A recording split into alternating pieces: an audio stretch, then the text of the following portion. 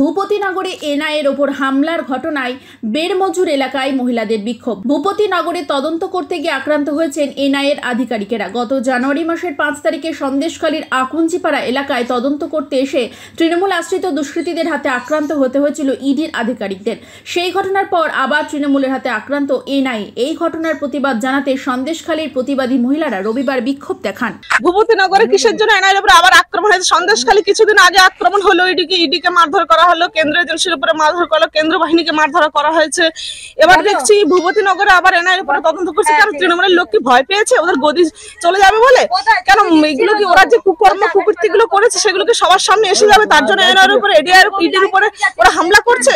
তোলামূল party কি সব তুলে নেবে? আমাদের তোলামূল পার্টি কি তুলবে? কি তুলতে বাকি রেখেছে? তোলামূল পার্টি সব তুলে নিয়েছে। তো মেয়েদের ইজ্জত লুটেছে, ছেলেদের চাকরি লুটেছে, কি বলবো, জমি জায়গা লুট করেছে, পড়াশোনা ছেলে মেয়েদেরকে লোকামে ভরে দিয়েছে। কি চাই ওদের? কি চাই? আর